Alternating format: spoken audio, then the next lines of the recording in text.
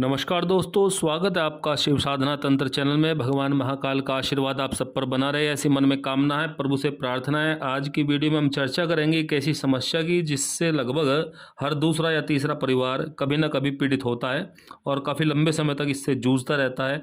वो है अपने घर की जो कन्या है, बेटी है, बहन है, हम सब की, उनके लिए उचित वर की जब हम तलाश करते हैं, खोज करते हैं, तो हमें वो काफ़ी प्रयास करने के बाद भी कई बार तो कई कई साल बाद उचित वर मिलता है, तब उनका विवाह संपन्न हो पाता है।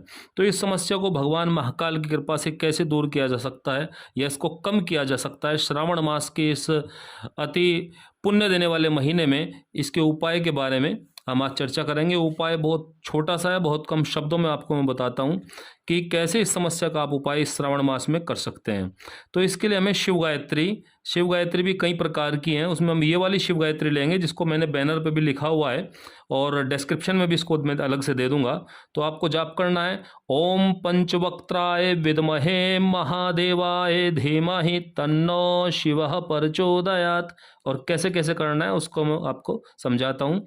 इसका विधि अनुसार आपको जब प्रारंभ करना है, विधि इस प्रकार रहेगी। सोमवार को, श्रावण का कोई भी आप सोमवार पकड़ लो, तो सोमवार को आपको स्नान आदि से निवृत्त होकर अपने घर पर जो आपका पूजा स्थल है, जहाँ मंदिर इत्यादि आपने बना रखा है घर में, वहाँ आपको बैठना है और धूप दीप करने के बाद में अपने गुरुदेव का, भगवान गणेश और माता गौरी इत्यादि का ध्यान करने के बाद में आप भगवान शंकर का ध्यान करें, उनको प्रणाम करें और संकल्प लें कि मैं आज से प्रतिदिन अपनी मनोकामना पूर्ति हेतु इस शिव गायत्री की इतनी माला का संकल्प लेती हूँ या लेता हूँ। कन्या के पिता या उसका भाई भी या उनकी माता भी और स्वयं कन्या भी इसके निमित्त संकल्प ले सकती हैं। तो कम से कम 5 माला का संकल्प आपको इसमें लेना है और ये कम से कम जो है 3 महीने, अब की बार 2 महीने सावन में ही निकल जाएंगे और उसके बाद कम से कम इसे 1 महीना और, यानी कि कुल मिला के 3 महीने 90 दिन आपको इसका जाप करना है। शिव गायत्री का जो मैंने ऊपर बोला है और लिखा हुआ भी है, इसका आपको 90 दिन जाप करना है भगवान शिव के सामने धूप दीप इत्यादि करने के बाद में। घर पे ही जप करना है और सोमवार को, प्रत्येक सोमवार को तो निश्चित रूप से भगवान शिव को आपको दूध दही और गंगा जल से स्नान कराना है। प्रतिदिन हो सके तो संभव है और लगातार इस मंत्र का 5 माला आपको जाप करना है और सुबह और शाम दोनों समय कर सके तो बहुत अच्छा, वरना एक निश्चित समय तो आपको रखना ही है।